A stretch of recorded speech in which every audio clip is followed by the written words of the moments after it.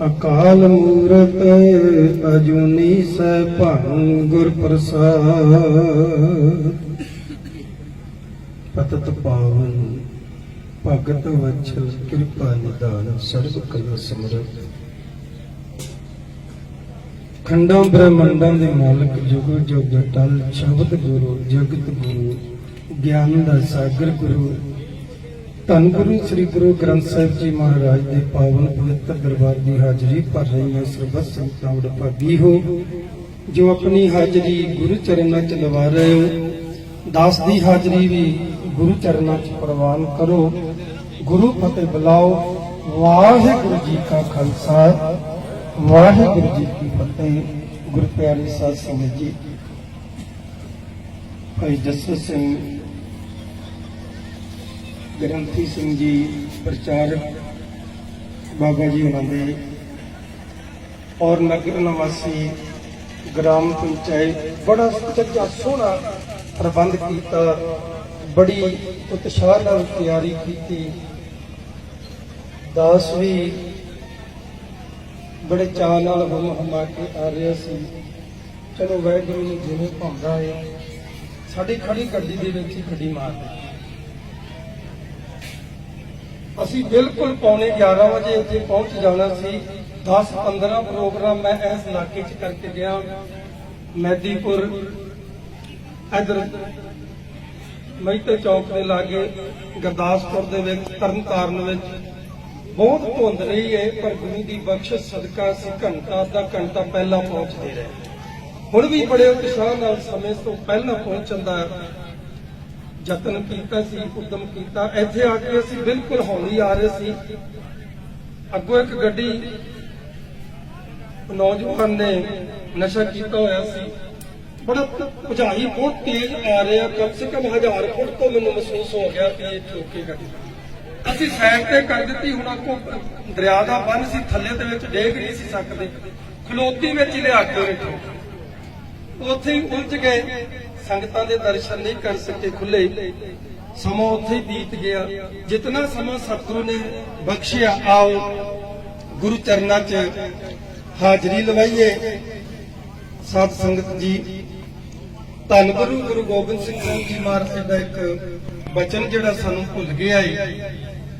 ਮਹਾਰਾਜ ਕਹਿੰਦੇ, ਰਹਿਤ ਪਿਆਰੀ ਮੁਝ ਕੋ ਸਿੱਖ ਪਿਆਰਾ ਨਾਹੇ। ਮਹਾਰਾਜ ਸੱਚੇ ਪਾਤਸ਼ਾਹ ਜੀ ਨੇ ਸਾਨੂੰ ਬੜੇ ਉਤਸ਼ਾਹ ਦੇ ਨਾਲ ਬੋਲਿਆ ਹੈ ਕਿ ਭਾਈ ਮੈਨੂੰ ਰਹਿਤ ਪਿਆਰੀ ਆ, ਸਿੱਖ ਨਹੀਂ ਪਿਆਰਾ। ਜਿਹੜਾ ਰਹਿਤ ਵਿੱਚ ਰਹਿੰਦਾ, ਤਿਆਰ ਗੁਰ ਤਿਆਰਿਆ, ਉਹਦੇ ਨਾਲ ਬਹੁਤ ਪਿਆਰ ਕਰਦੇ। ਸਰਬਲੋ ਗ੍ਰੰਥ ਦੇ ਵਿੱਚ ਉਹਨਾਂ ਨੇ ਕਈ ਪੰਨੇ ਖਾਲਸਾ ਦੀ ਉਸਤਤ ਵਿੱਚ ਭਰ ਦਿੱਤੇ। ਫਿਰ ਸਾਨੂੰ ਹਦਾਇਤ ਕੀਤੀ, ਜਬ ਲਗ ਖਾਲਸਾ ਰਹੇ ਨਿਆਰਾ, ਤਬ ਲਗ ਤੇਜ ਦੀਉ ਮੈਂ ਥਾਰਾ। ਜਬ ਗਹਿ ਵਿਪਰਨ ਕੀ ਰੀਤ, ਮੈਂ ਨਾ ਕਰੂੰ ਇਨਕੀ ਪਲਤੀ। ਉਹ ਬਚਨ ਅਸੀਂ ਭੁੱਲ ਗਏ। ਅੱਜ ਪੰਥ ਖਾਲਸਾ ਕਈ ਟੁਕੜਿਆਂ ਦੇ ਵਿੱਚ ਵੰਡਿਆ ਹੋਇਆ। ਕੁਝ ਤੇ ਇੱਧਰ ਆਰਐਸਐਸ ਦੀ ਝੋਲੀ ਵਿੱਚ ਡਿੱਗੇ ਹੋਏ ਨੇ। ਉਹਨਾਂ ਨੂੰ ਸਭ ਕੁਝ ਸਮਝਦੇ ਨੇ ਤੇ ਆਪਣੇ ਪੰਥ ਦੀਆਂ ਧੱਜੀਆਂ ਉਡਾ ਰਹੇ ਨੇ। ਤੇ ਕੁਝ ਮੁਸਲਮਾਨਾਂ ਦੀ ਝੋਲੀ 'ਚ ਡਿੱਗੇ ਹੋਏ ਨੇ, ਉਹਨਾਂ ਨੂੰ ਆਪਣਾ ਸਭ ਕੁਝ ਸਮਝਦੇ ਪਏ ਨੇ। ਜਦੋਂ ਕਿ ਗੁਰੂ ਸਾਹਿਬ ਜੀ ਨੇ ਕਿਹਾ ਸੀ ਕਿ ਨਿਆਰੇ ਰਹਿਣਾ, ਖਾਲਸਾ ਨਿਆਰਾ ਤੇ ਰਿਹਾ ਹੀ ਨਹੀਂ। ਜਾਂ ਤੇ ਮੁਸਲਮਾਨਾਂ ਦੀ ਝੋਲੀ 'ਚ ਡਿੱਗ ਪਿਆ ਤੇ ਜਾਂ ਹਿੰਦੂਆਂ ਦੀ ਝੋਲੀ 'ਚ। ਜਦੋਂ ਹਿਸਟਰੀ ਪੜ੍ਹਦੇ ਆ ਨਾ, ਬੜਾ ਹੀ ਰੋਣਾ ਆਉਂਦਾ ਹੈ। ਇੱਕ ਐਸਾ ਸਮਾਂ ਸੀ, ਹਿੰਦੂ ਵੀ ਖਾਲਸੇ ਦੀ ਸ਼ਰਨ 'ਚ ਆਉਂਦਾ ਸੀ।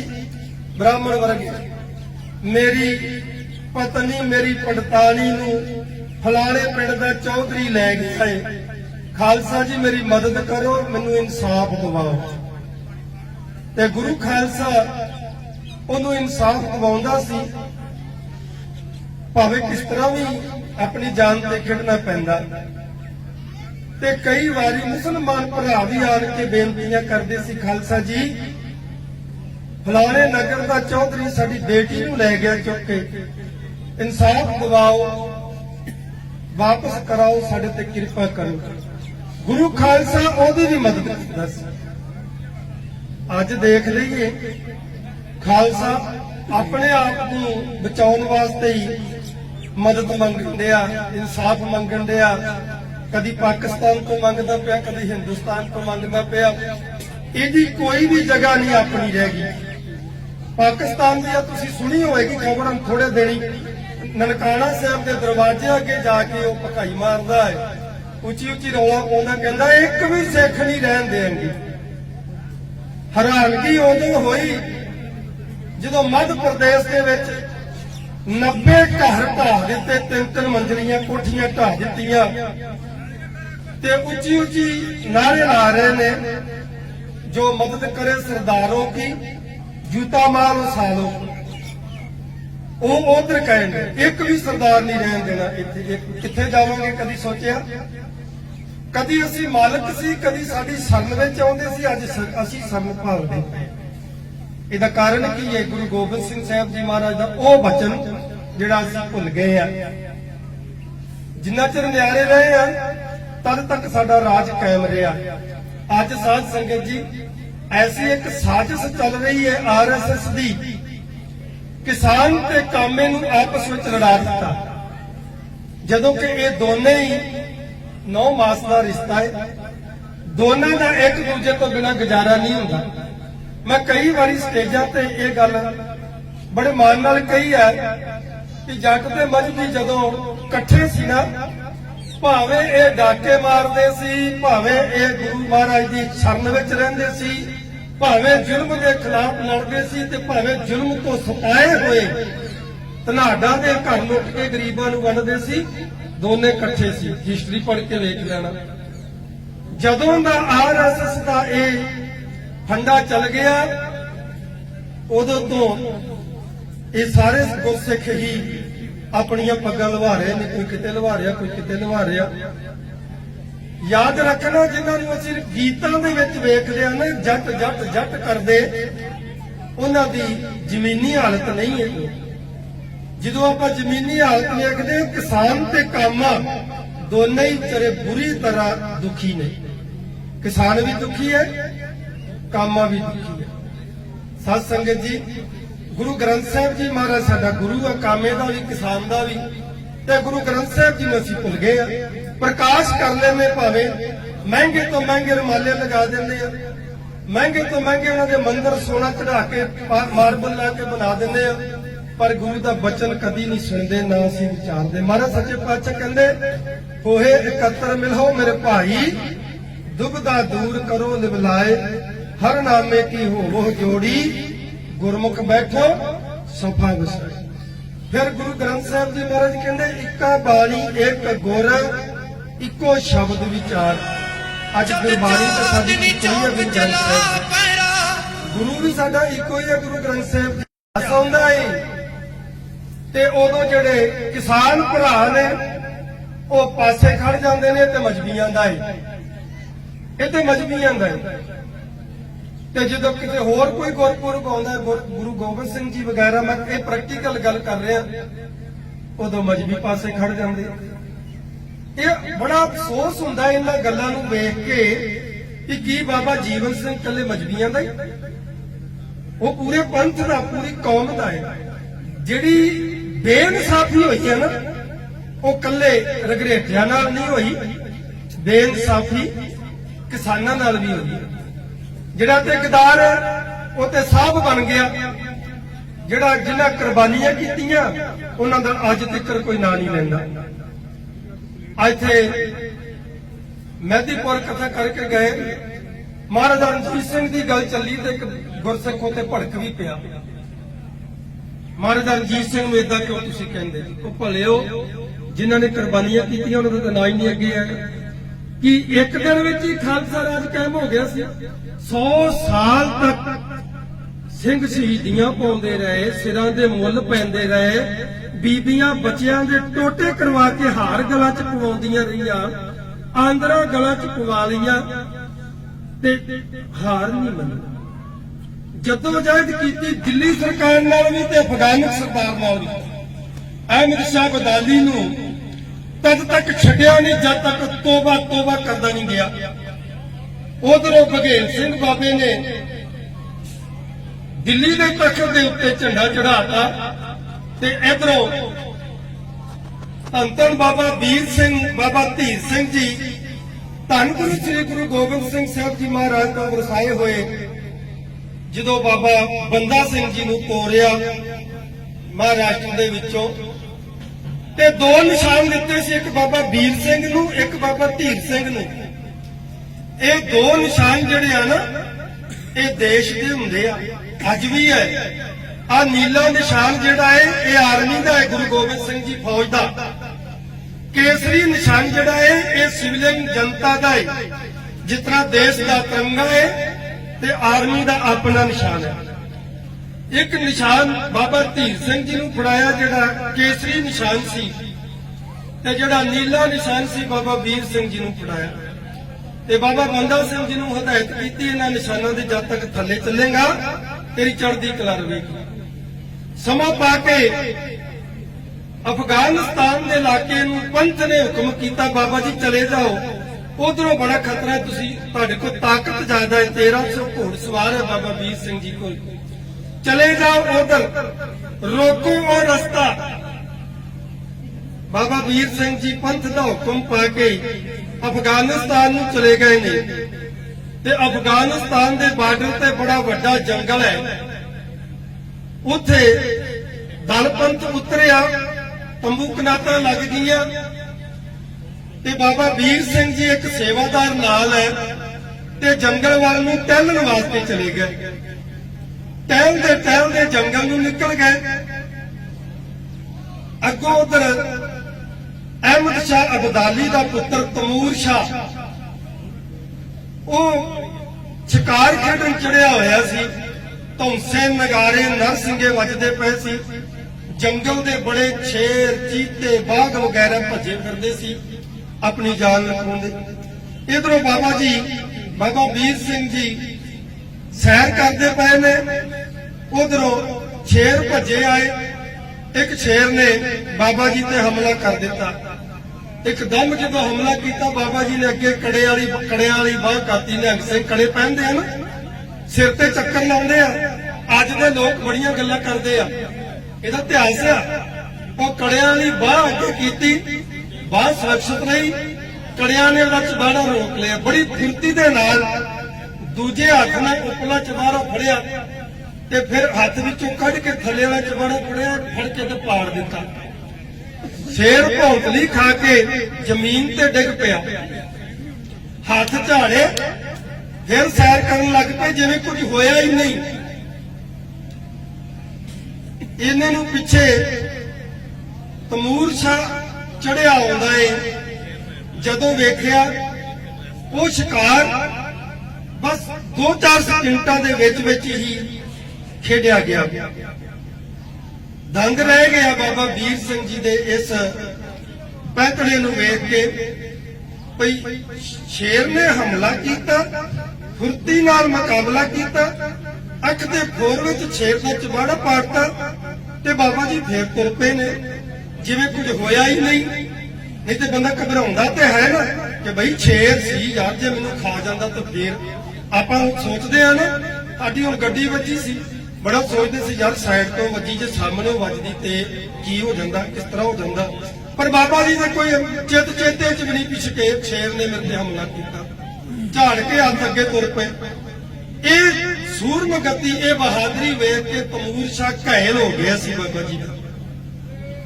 ਬਾਬਾ ਜੀ ਦਾ ਘਾਇਲ ਹੋ ਗਿਆ, ਅੱਗੇ ਆ ਕੇ ਮਿਲਿਆ, ਕਹਿਣ ਲੱਗਾ ਮੈਂ ਤੁਹਾਡੀ ਬਹਾਦਰੀ ਦੇ ਸਦਕੇ ਜਾਣਾ, ਮੈਂ ਮਿੱਤਰਤਾ ਦਾ ਹੱਥ ਵਧਾਉਣਾ। ਬਾਬਾ ਜੀ ਕਹਿੰਦੇ ਅਸੀਂ ਤੇ ਸਭ ਦੇ ਮਿੱਤਰ ਆ, ਨਾ ਸਾਡਾ ਕੋਈ ਦੁਸ਼ਮਣ ਤੇ ਨਾ ਸਾਡਾ ਕੋਈ ਮਿੱਤਰ, ਸਭ ਨਾਲ ਪਿਆਰ ਕਰਨ ਵਾਲੇ ਆ। ਕਹਿਣ ਲੱਗਾ ਜੀ ਮੈਂ ਤੁਹਾਡੇ ਨਾਲ ਪੱਗ ਵਟਾਉਣੀ ਆ। ਤੇ ਬਾਬਾ ਜੀ ਕਹਿਣ ਲੱਗੇ ਵੀ ਮਿੱਤਰਾ ਪੱਗ ਤੇ ਮੇਰੀ ਹੈ ਨਹੀਂ, ਮੈਂ ਵਟਾ ਕਿੱਦਾਂ ਸਕਦਾ ਤੇਰੇ ਨਾਲ, ਤੇਰੀ ਪੱਗ ਤੇ ਤੇਰੀ ਹੋ ਸਕਦੀ ਆ, ਮੇਰੀ ਤੇ ਪੱਗ ਮੇਰੀ ਨਹੀਂ ਹੈ। ਕਹਿਣ ਲੱਗੇ ਤੁਸੀਂ ਕਿਹਦੀ ਪੱਗ ਬੰਨੀ ਹੈ?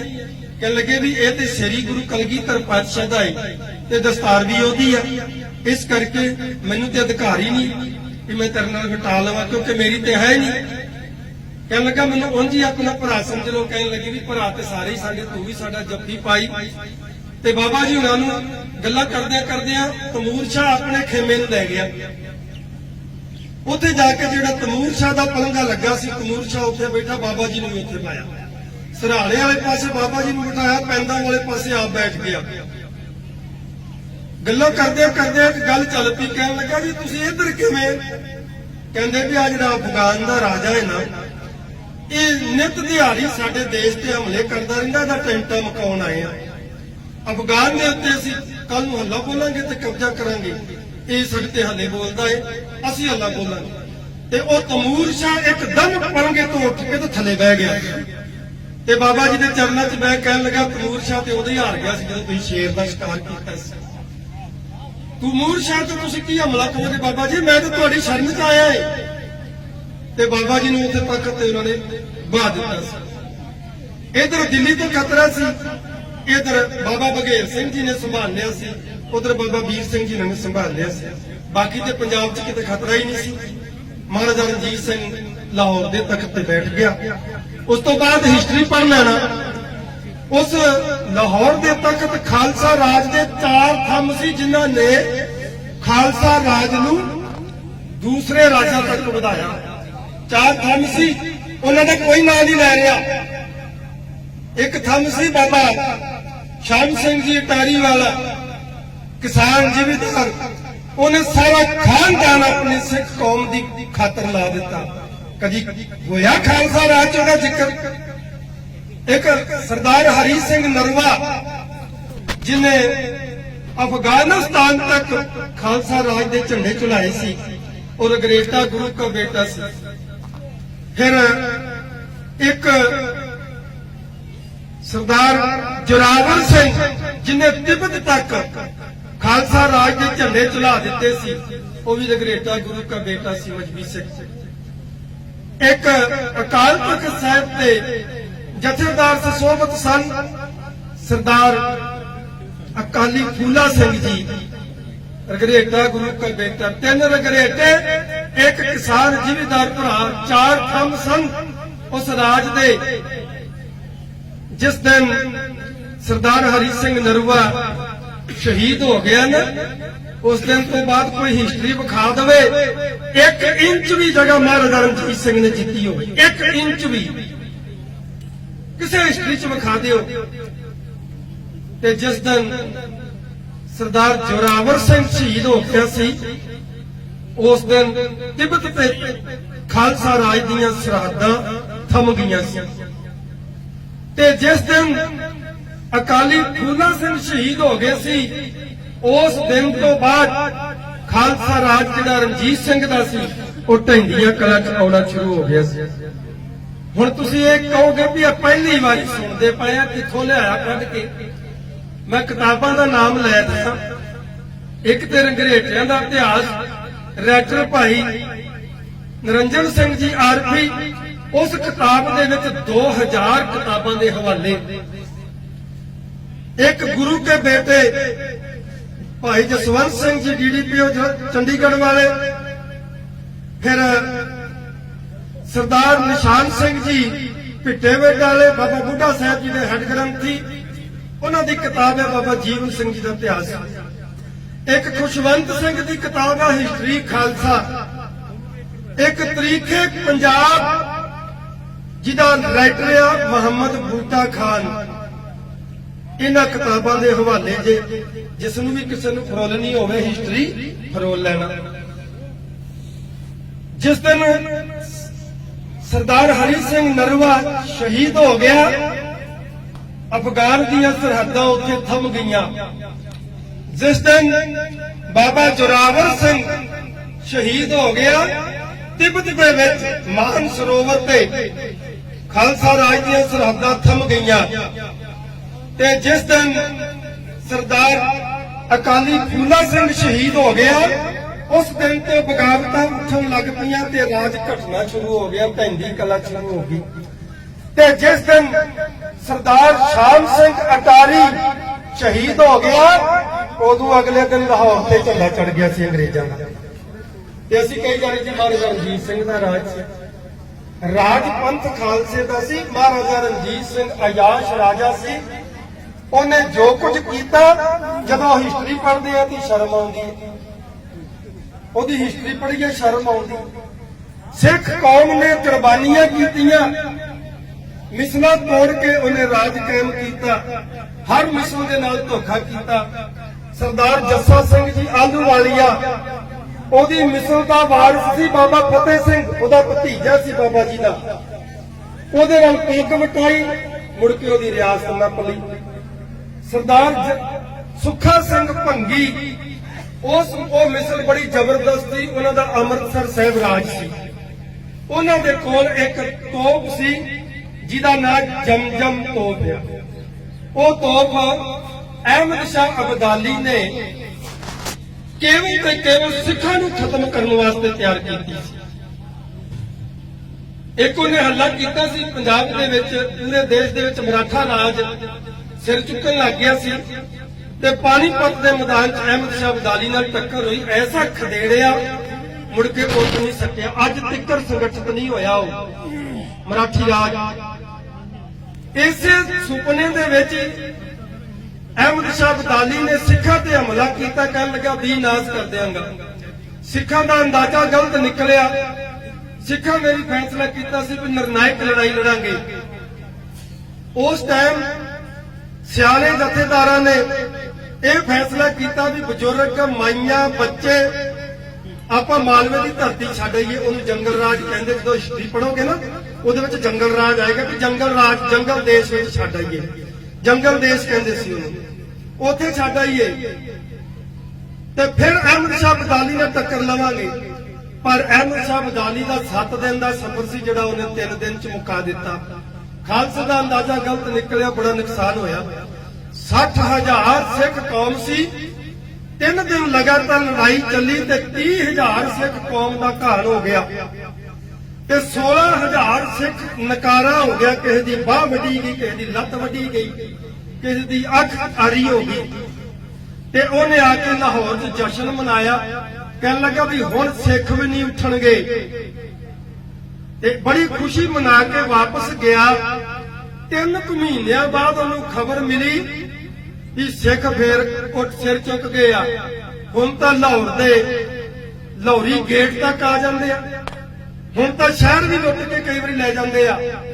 ਬੜਾ ਹੈਰਾਨ ਹੋਇਆ। ਕਹਿਣ ਲੱਗਾ ਵੀ ਹੁਣ ਇਹਨਾਂ ਦੇ ਨਾਲ ਇੱਕ ਨਿਰਣਾਇਕ ਲੜਾਈ ਲੜਾਂਗਾ। ਉਹਨੇ ਇੱਕ ਤੋਪ ਤਿਆਰ ਕੀਤੀ, ਉਹਦਾ ਨਾਮ ਰੱਖਿਆ ਜਮਜਮ।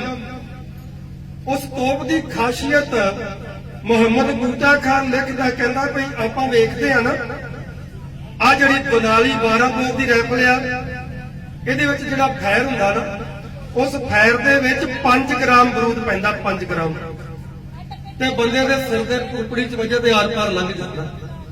ਤੇ ਇੱਕ ਜਿਹੜੀ ਵੱਡੀ ਤੋਪ ਮੰਨੀ ਜਾਂਦੀ ਸੀ ਕਿਲੇ ਢਾਉਣ ਵਾਸਤੇ, ਉਹਦੇ ਵਿੱਚ 1 ਕਿਲੋ ਬਰੂਦ ਪੈਂਦਾ ਹੈ ਤੇ ਉਹ ਕਿਲਿਆਂ ਦੀਆਂ ਕੰਧਾਂ ਢਾ ਦਿੰਦੀਆਂ।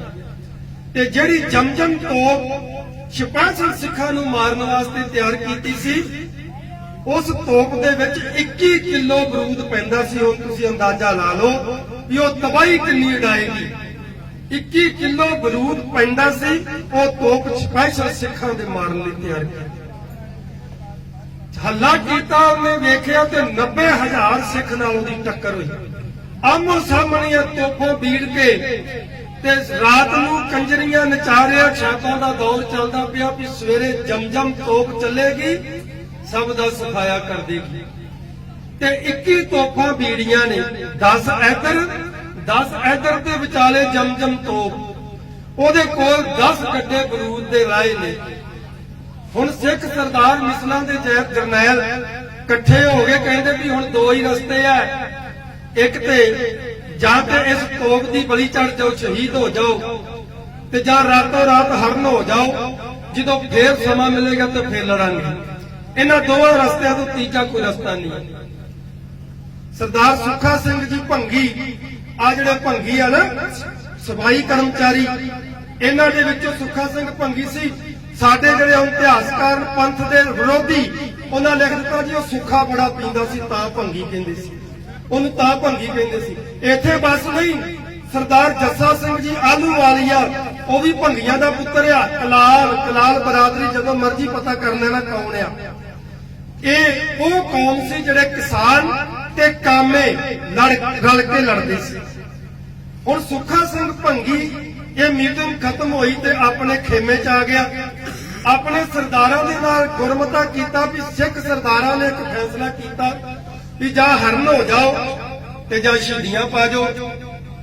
ਤੁਸੀਂ ਕੀ ਚਾਹੁੰਦੇ ਜੀ? ਕਹਿੰਦੇ ਕੋਈ ਤੀਜਾ ਰਸਤਾ ਕੱਢੋ। ਕਹਿੰਦੇ ਫਿਰ ਤੀਜਾ ਰਸਤਾ ਤੇ ਇਹ ਹੈ ਵੀ ਗੁਰੂ ਕਲਗੀਧਰ ਪਾਤਸ਼ਾਹ ਦਾ ਓਟ ਆਸਰਾ ਲੈ ਕੇ ਤੇ ਉਹ ਜਮਜਮ ਟੋਪ ਜਿਹੜੀ ਆ ਆਪਣੇ ਹੱਥ 'ਚ ਕਰ ਲਓ। ਕਿੱਦਾਂ ਹੋ ਸਕਦੀ ਆ? ਉਹਦੇ ਤੋਂ ਤਾਂ ਪਹਿਰੇ ਆ ਕਹਿਣ ਲੱਗੇ ਹੋ ਇਸ ਵਕਤ ਜਸ਼ਨ ਮਨਾ ਰਹੇ ਆ ਤੇ ਆਪਾਂ ਸੁਰੰਗ ਪੁੱਟਾਂਗੇ ਤੇ ਸੁਰੰਗ ਦੇ ਵਿੱਚ ਦੀ ਖਿੱਚ ਲਿਆਵਾਂਗੇ।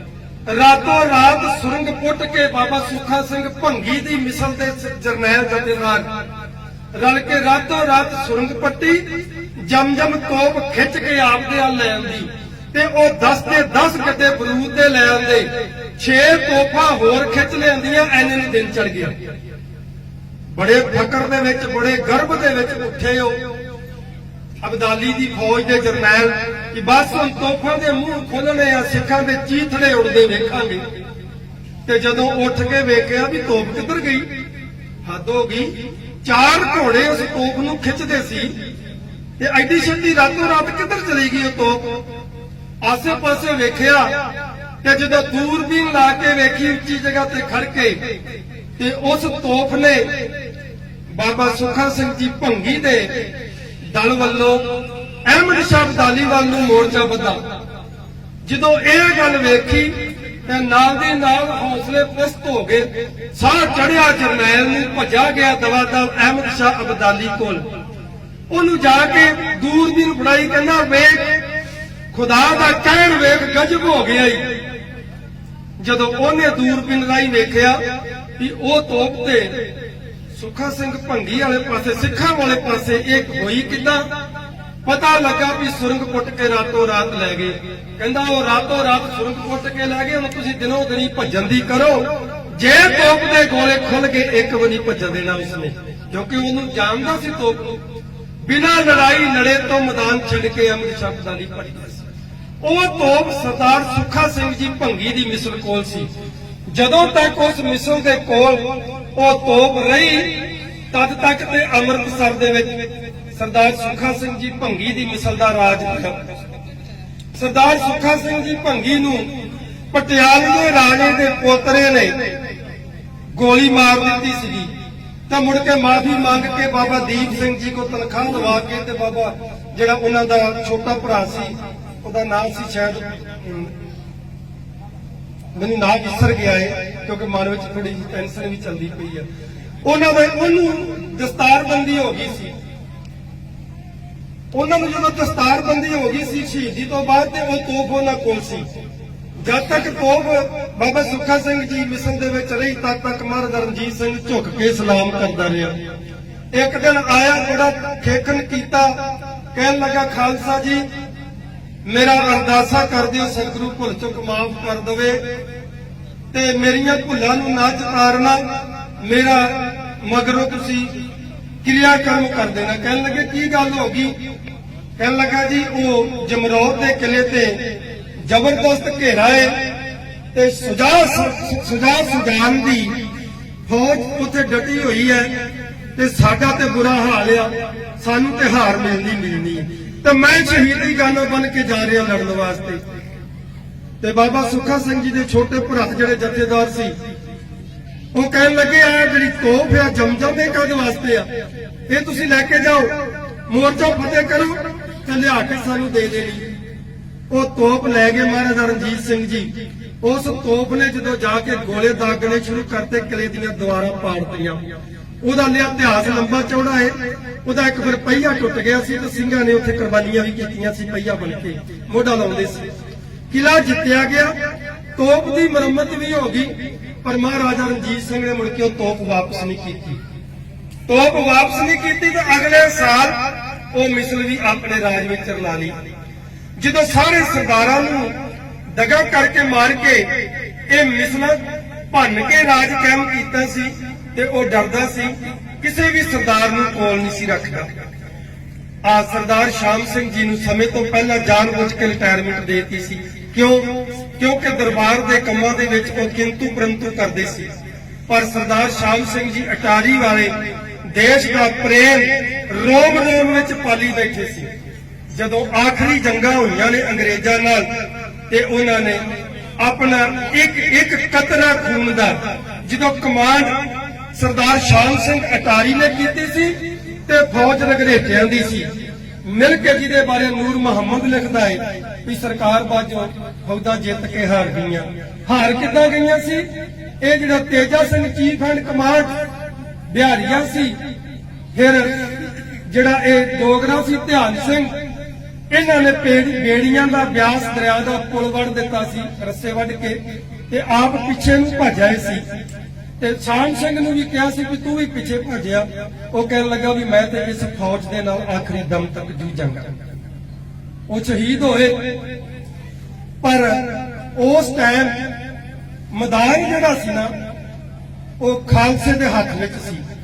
ਜਦੋਂ ਇਹਨਾਂ ਦੇ ਕੋਲ ਅਸਲਾ ਬਰੂਦ ਮੁੱਕ ਗਿਆ ਤੇ ਸਰਦਾਰ ਸ਼ਾਮ ਸਿੰਘ ਅਟਾਰੀ ਦੇ ਇੱਕ ਬੋਲ ਦੇ ਉੱਤੇ ਸਭ ਫੌਜ ਨੇ ਆਪਣੇ ਮੋਰਚੇ ਛੱਡ ਦਿੱਤੇ, ਵਰਸ਼ੇ ਕਿਰਪਾਨਾਂ ਲੈ ਕੇ ਅੰਗਰੇਜ਼ਾਂ ਵੱਲ ਨੂੰ ਭੱਜ ਤੁਰੇ।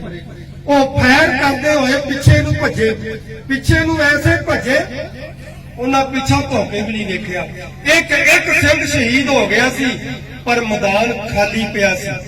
ਮੈਦਾਨ ਦੇ ਵਿੱਚ ਝੰਡਾ ਗੱਡਣ ਵਾਲਾ ਕੋਈ ਨਹੀਂ ਸੀ ਪਿਆ। ਇਹ ਕਿਹਾ ਨੂਰ ਮੁਹੰਮਦ ਨੇ ਵੀ ਫੌਜਾਂ ਜਿੱਤ ਕੇ ਵੀ ਹਾਰ ਗਈਆਂ। ਕਿੱਦਾਂ ਹਾਰ ਗਈਆਂ? ਫਿਰ ਜਦੋਂ ਪੂਰੀ ਰਾਤ ਤੋਂ ਮੈਦਾਨ ਖਾਲੀ ਰਿਹਾ, ਸਿੰਘ ਸ਼ਹੀਦ ਹੋ ਗਏ।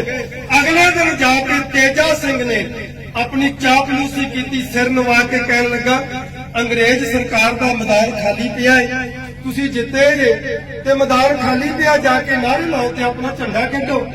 ਫਿਰ ਉਹਨਾਂ ਨੂੰ ਪਤਾ ਲੱਗਾ ਵੀ ਹੈ ਮੈਦਾਨ ਖਾਲੀ ਪਿਆ। ਕਿੱਦਾਂ ਖਾਲੀ ਹੋ ਗਿਆ? ਕਹਿਣ ਲੱਗੇ ਵੀ ਸਾਰੀ ਫੌਜ ਸ਼ਹੀਦ ਹੋ ਗਈ ਹੈ, ਕੋਈ ਨਹੀਂ ਹੈਗਾ ਉੱਥੇ, ਜਾਓ ਤੇ ਆਪਣਾ ਝੰਡਾ ਕੱਢੋ। ਉਦੋਂ ਉਹਨਾਂ ਨੇ ਜਾ ਕੇ ਝੰਡਾ ਕੱਢਿਆ ਤੇ ਜਿੱਤਿਆ ਹੋਇਆ ਜੰਗ ਜਿਹੜਾ ਸੀ ਅੰਗਰੇਜ਼ਾਂ ਦੀ ਝੋਲੀ 'ਚ ਪੈ ਗਿਆ। ਐਦਾਂ ਦਾ ਸਾਡਾ ਇਤਿਹਾਸ ਹੈ। ਗੁਰੂ ਪਿਆਰਿਓ, ਸਮਝੋ ਇਹਨਾਂ ਦੀਆਂ ਚਾਲਾਂ ਨੂੰ, ਕਿਉਂਕਿ ਸਿੱਖ ਕੌਮ ਇੱਕ ਐਸੀ ਬਹਾਦਰ ਕੌਮ ਆ ਜਿਹਦੇ ਨਾਲ ਖੜ ਜਾਂਦੀ ਹੈ, ਬਸ ਉਹਦੀ ਜਿੱਤ ਯਕੀਨੀ ਹੋ ਜਾਂਦੀ ਹੈ। ਇਸ ਲਈ ਇਸਲਾਮਿਕ ਜਿਹੜੇ ਮੁਸਲਮਾਨ ਭਰਾ ਨੇ ਉਹ ਚਾਹੁੰਦੇ ਨੇ, ਉਹਨਾਂ ਨੇ ਸਪਸ਼ਟੀਕਰਨ ਵੀ ਦਿੱਤਾ ਹੈ। ਕਹਿੰਦਾ ਜੀ 71 ਦੀ ਜੰਗ 65 ਦੀ ਜੰਗ ਅਸੀਂ ਤਾਂ ਹਾਰੇ ਆ, ਸਾਡੀ ਟੱਕਰ ਸਿੱਖਾਂ ਨਾਲ, ਸਿੱਖਾਂ ਦੇ ਕਾਰਨ ਹਾਰੇ ਆ। ਜੇ ਸਿੱਖ ਇੱਕ ਪਾਸੇ ਹੋ ਜਾਣ ਤੇ ਅਸੀਂ ਮਿੰਟੋ ਮਿੰਟੀ ਦਿੱਲੀ ਤੇ ਫਿਰ ਇਸਲਾਮ ਦਾ ਝੰਡਾ ਚੜਾ ਗਿਆ। ਤੇ ਪਤਾ ਉੱਧਰ ਵੀ ਆ ਕਿ ਜਦੋਂ ਸਿੱਖ ਇੱਕ ਪਾਸੇ ਹੋ ਗਏ ਉਦੋਂ ਫਿਰ ਉਹੀ ਸਾਡੀ ਗੁਲਾਮੀ ਹੋਏਗੀ ਜਿਹੜੀ ਮੁਗਲਾਂ ਤੇ ਪਠਾਨਾਂ ਦੇ ਵੇਲੇ ਸੀ। ਇਸ ਲਈ ਉਹ ਕਿਸੇ ਤਰੀਕੇ ਦੇ ਨਾਲ ਵੀ ਸਿੱਖਾਂ ਨੂੰ ਆਪਣੀ ਝੋਲੀ 'ਚ ਸੁੱਟਦੇ ਆ, ਪਰ ਸਿੱਖ ਕੌਮ ਦਾ ਘਾਣ ਬਹੁਤ ਕਰਦੇ ਪਏ। ਸਾਡਾ ਇਤਿਹਾਸ ਵਿਗਾੜਦੇ ਪਏ ਨੇ। ਇਤਿਹਾਸ ਦੇ ਵਿੱਚ ਸਾਡੀਆਂ ਵੰਡੀਆਂ ਪਾ ਕੇ ਕੌਮਾਂ ਦੀਆਂ, ਸਿੱਖ ਕੌਮ ਇੱਕ ਕੌਮ ਆ, ਇਹਦੇ ਵਿੱਚ ਕਈ ਕੌਮਾਂ ਖੜੀਆਂ ਕਰਤੀਆਂ। ਐ ਗੁਰੂ ਪਿਆਰਿਓ, ਇਤਿਹਾਸ ਬੜਾ ਲੰਬਾ ਚੌੜਾ ਮੈਟਰ ਲੈ ਕੇ ਆਇਆ ਸਾਂ, ਸਮਾਂ ਇਜਾਜ਼ਤ ਨਹੀਂ ਦਿੰਦਾ। ਜਿਹੜੀ ਚਮਕੌਰ ਦੀ ਗੜੀ ਆ ਨਾ ਗੁਰੂ ਪਿਆਰਿਓ, ਉਹ ਚਮਕੌਰ ਦੀ ਗੜੀ ਇਕੱਲਾ ਬਾਬਾ ਜੀਵਨ ਸਿੰਘ ਨਹੀਂ ਲੜਿਆ, ਉੱਥੇ ਸਰਦਾਰ ਸੁਜਾਨ ਸਿੰਘ ਜੀ ਜ਼ਿਮੀਂਦਾਰ ਕਿਸਾਨ ਵੀ ਲੜਿਆ, ਉੱਥੇ ਕੋਠਾ ਸਿੰਘ ਜੀ ਰਮਦਾਸੀਆ ਵੀ ਲੜਿਆ, ਉੱਥੇ ਧੱਕੜ ਸਿੰਘ ਜੀ ਵੀ ਲੜਿਆ ਰਗੜੇਟਾ, ਉੱਥੇ ਕਿਰਪਾਲ ਸਿੰਘ ਜੀ ਜਿਹੜਾ ਕਿਰਪਾ ਰਾਮ ਸੀ ਬ੍ਰਾਹਮਣ ਉਹ ਵੀ ਲੜਿਆ, ਉੱਥੇ ਧਰਮ ਸਿੰਘ ਉਹ ਵੀ ਲੜਿਆ ਜਿਹੜਾ ਦਿੱਲੀ ਤੋਂ 5 ਪਿਆਰਿਆਂ ਵਿੱਚ ਸ਼ਾਮਲ ਹੋਇਆ ਸੀ। ਐ ਗੁਰੂ ਪਿਆਰਿਓ, ਧੱਕਾ ਸਾਰਿਆਂ ਨਾਲ ਹੀ ਹੋਇਆ। ਬਾਬਾ ਜੀਵਨ ਸਿੰਘ ਦਾ ਇਤਿਹਾਸ ਹੁਣ ਤੱਕ ਦੱਬ ਛੱਡਿਆ, ਕਲਗੀਧਰ ਦਾ ਭੁਲੇਖਾ ਪਾ ਛੱਡਿਆ। ਉੱਥੇ ਇਹ ਨਹੀਂ ਹੈ ਵੀ ਜ਼ਿਮੀਂਦਾਰ ਭਰਾਵਾਂ ਨਾਲ ਕਿਸਾਨਾਂ ਨਾਲ ਬੜਾ ਇਨਸਾਫ ਹੋਇਆ। ਮੈਂ ਥੋੜਾ ਜਿਹਾ ਇਤਿਹਾਸ ਕਹਿ ਕੇ ਸਮਾਪਤੀ ਕਰਾਂਗਾ। ਪ੍ਰਬੰਧਕ ਬੇਨਤੀ ਹੈ ਪ੍ਰਬੰਧਕਾਂ ਨੂੰ ਕਿ ਭਾਈ ਜੋ ਸਨਮਾਨ ਕਰਨਾ ਹੈ ਆਈਆਂ ਜਥੇਬੰਦੀਆਂ ਦਾ ਉਹ ਆਪਣੀ ਤਿਆਰੀ ਕਰ ਲਓ। ਥੋੜਾ ਜਿਹਾ ਇਤਿਹਾਸ ਮੈਂ ਬਿਆਨ ਕਰਕੇ ਮਾਫੀ ਮੰਗ ਲਾਂਗਾ ਸੰਗਤ ਦੇ ਕੋਲੋਂ। ਸਾਧ ਸੰਗਤ ਜੀ, ਚਮਕੌਰਾ ਗਦਾਰ ਹੈ, ਉਸਨੇ ਗੁਰੂ ਗੋਬਿੰਦ ਸਿੰਘ ਜੀ ਨਾਲ ਗਦਾਰੀ ਕੀਤੀ ਹੈ, ਉਹਦੇ ਨਾਲ ਇਤਿਹਾਸ ਵੀ ਬੜਾ ਮਿੱਠਾ ਜੁੜਿਆ ਜੀ। ਭਈ ਬਾਬਾ ਵੀਰ ਸਿੰਘ, ਬਾਬਾ ਧੀਰ ਸਿੰਘ ਜੀ ਮਿਸਲ 1300 ਘੋੜਸਵਾਰ, ਪੰਜਵਾਂ ਨਿਸ਼ਾਨ, ਉਹਨਾਂ ਦੇ ਪੰਜਵੇਂ ਮੁਖੀ ਬਾਬਾ ਮੇਜਰ ਸਿੰਘ ਜੀ ਸਿੰਘ ਸਾਹਿਬ ਜੀ ਆਪਣੇ ਜਥੇ ਸਮੇਤ ਪਹੁੰਚੇ ਹੋਏ ਨੇ। ਜਿਨ੍ਹਾਂ ਗੁਰਮੁਖ ਪਿਆਰਿਆਂ ਨੇ ਲਾਇਸੈਂਸ ਲੈਣੇ ਨੇ ਭਾਈ ਉਹ ਆਪਣੇ ਆਪਣੀਆਂ ਫੋਟੋਆਂ ਜਮ੍ਹਾਂ ਕਰਾ ਕੇ ਲਾਇਸੈਂਸ ਲੈ ਸਕਦੇ ਨੇ। ਜੋ ਵਿਚਾਰ ਇਹ ਜਿਹੜੀ ਗੜੀ ਜਿਹਨੂੰ ਅੱਜ ਕਹਿੰਦੇ ਆ ਚਮਕੌਰੇ ਦੀ ਗੜੀ, ਚਮਕੌਰੇ ਦੀ ਤੇ ਗੜੀ ਨਹੀਂ ਸੀ। ਕਦੀ ਵਿਚਾਰ ਕਰਕੇ ਹਿਸਟਰੀ ਪੜ੍ਹਨਾ, ਚਮਕੌਰੇ ਦੀ ਗੜੀ ਨਹੀਂ ਸੀ, ਇਹ ਗੜੀ ਸੀ ਬੁੱਧੀ ਚੰਦ ਦੀ। ਬੁੱਧੀ ਚੰਦ ਦੇ ਦੋ ਪੁੱਤਰ ਸੀ, ਇੱਕ ਚਮਕੌਰਾ ਤੇ ਇੱਕ ਬਲੌਰਾ। ਤੇ ਕਈ ਵਾਰੀ ਸੁਣਨਾ ਰਾਗੀ ਸਿੰਘ, ਢਾਡੀ ਸਿੰਘ, ਕਵੀਸ਼ਰ, ਪ੍ਰਚਾਰਕ ਚਮਕੌਰ ਦੀ ਗੜੀ ਦੀ ਗੱਲ ਕਰਦੇ ਹਨ ਤੇ ਉਦੋਂ ਵੀਰ ਰਸ ਦੇ ਵਿੱਚ ਇੱਕ ਗੱਲ ਕਹਿੰਦੇ, ਗੁਰੂ ਗੋਬਿੰਦ ਸਿੰਘ ਸਾਹਿਬ ਜੀ ਮਹਾਰਾਜ ਨੇ ਉੱਥੇ ਤੀਰਾਂ ਦਾ ਮੀਂਹ ਵਰਸਾਤਾ। 2 ਦਿਨ ਲੜਾਈ ਲੜੀ ਹੈ ਗੁਰੂ ਸਾਹਿਬ ਨੇ, ਇਹ ਝੂਠ ਨਹੀਂ ਹੈ। ਪਰ ਕਦੀ ਪੁੱਛਿਆ ਜੇ ਉਹ ਤੀਰ ਕਿੱਥੋਂ ਆਏ ਸੀ? ਕਿਉਂਕਿ ਸਰਸਾ ਨਦੀ ਤੇ ਤਾਂ ਸਭ ਕੁਝ ਰੁੜ ਗਿਆ ਸੀ। ਤੇ ਫਿਰ ਗੁਰੂ ਗੋਬਿੰਦ ਸਿੰਘ ਜੀ ਦਾ ਜਿਹੜਾ ਤੀਰ ਹੁੰਦਾ ਸੀ ਉਹਨੂੰ 12 ਗ੍ਰਾਮ ਸੋਨਾ ਲੱਗਾ ਹੁੰਦਾ ਸੀ। ਬਿਨਾਂ ਸੋਨਾ ਲੱਗੇ ਤੋਂ ਤੀਰ ਚਲਾਉਂਦੇ ਨਹੀਂ ਸੀ ਉਹ। ਤੇ ਜਿਹੜਾ ਮੀਂਹ ਵਰਾਇਆ ਤੀਰਾਂ ਦਾ, ਉਹ ਤੀਰ ਕਿੱਥੋਂ ਆਏ?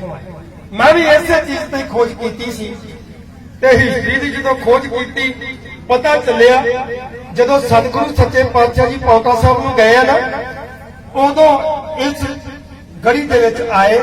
ਇਹ ਬੁੱਧੀ ਚੰਦ ਦੀ ਕੱਚੀ ਹਵੇਲੀ ਸੀ ਤੇ ਬੁੱਧੀ ਚੰਦ ਗੁਰੂ ਸਾਹਿਬ ਜੀ ਦਾ ਬੜਾ ਸ਼ਰਧਾਲੂ ਸੀ, ਪ੍ਰੇਮੀ ਸੀ। ਸਤਿਗੁਰੂ ਸੱਚੇ ਪਾਤਸ਼ਾਹ ਜੀ ਗੜੀ ਨੂੰ ਵੇਖਦੇ ਪਏ ਨੇ। ਇਸ ਗੜੀ ਦੀ ਖਾਸੀਅਤ ਇਹ ਸੀ ਕਿ ਇਹਦੀ 13 ਫੁੱਟ ਦੀ ਦੀਵਾਰ ਸੀ, ਕੱਚੀ ਗੜੀ ਸੀ। 13 ਫੁੱਟ ਦੀ ਦੀਵਾਰ ਸੀ ਪਰ ਲਾਹੌਰ ਦੇ ਕਿਲੇ ਤੋਂ ਮਜ਼ਬੂਤ ਸੀ, ਕਿਉਂਕਿ ਇਹਦੇ ਵਿੱਚ ਗੋਲਾ ਵੱਜੇ ਤੇ ਠੰਡਾ ਹੋ ਜਾਂਦਾ, ਕੰਧ ਪਾਟਦੀ ਨਹੀਂ ਹੈ, ਕਿਉਂਕਿ ਕੱਚੀ ਸੀ, ਗਾਰੇ ਦੀ ਕੰਧ ਸੀ, ਮਿੱਟੀ ਦੀ ਕੰਧ ਸੀ। ਫਿਰ ਜਿੰਨੀ ਗੜੀ ਉੱਚੀ ਸੀ 2 ਮੰਜ਼ਲੀ, ਓਨੀ ਥੱਲੇ ਸੀ ਜ਼ਮੀਨ 'ਚ 2 ਮੰਜ਼ਲੀ। ਸਤਿਗੁਰੂ ਸੱਚੇ ਪਾਤਸ਼ਾਹ ਜੀ ਨੇ ਗੜੀ ਦਾ ਮੁਆਇਨਾ ਕੀਤਾ, ਥੱਲੇ ਜਾ ਕੇ ਵੇਖਿਆ, ਉੱਤੇ ਚੜ ਕੇ ਵੇਖਿਆ, ਆਸੇ-ਪਾਸੇ ਬੜੀ ਰੀਝ ਨਾਲ ਵੇਖਿਆ ਤੇ ਭਾਈ ਬੁੱਧੀ ਚੰਦ ਸਮਝ ਗਿਆ ਵੀ ਗੜੀ ਗੁਰੂ ਸਾਹਿਬ ਨੂੰ ਬਹੁਤ ਪਸੰਦ ਲੱਗੀ ਹੈ। ਕੱਚੀ ਹਵੇਲੀ ਸੀ। ਕਹਿਣ ਲੱਗੇ, ਬੁੱਧੀ ਚੰਦ ਜੀ ਕਹਿਣ ਲੱਗੇ, ਮਹਾਰਾਜ ਤੁਹਾਨੂੰ ਇਹ ਲੱਗਦਾ ਵਾਵਾ ਪਸੰਦ ਆਈ ਗੜੀ, ਇਹ ਹਵੇਲੀ? ਸਤਿਗੁਰੂ ਕਹਿਣ ਲੱਗੇ ਵੀ ਬੁੱਧੀ ਚੰਦਾ, ਹਵੇਲੀ ਬਾ ਕਮਾਲ ਹੈ, ਬਹੁਤ ਸੁਰੱਖਿਅਤ ਹੈ, ਬਹੁਤ ਮਜ਼ਬੂਤ ਹੈ, ਬੜੀ ਚੜ੍ਹਦੀ ਕਲਾ ਦੀ ਹੈ, ਸਾਨੂੰ ਬਹੁਤ ਪਸੰਦ ਲੱਗੀ ਹੈ। ਤੇ ਬੁੱਧੀ ਚੰਦ ਨੇ ਸੋਚਿਆ ਵੀ ਜਿਹੜੀ ਚੀਜ਼ ਗੁਰੂ ਨੂੰ ਪਸੰਦ ਲੱਗੀ ਹੈ ਤੇ ਉਦੋਂ ਭੇਟ ਕਰਨ ਵਿੱਚ ਖੁਸ਼ੀ ਕਿੰਨੀ ਮਿਲੇਗੀ।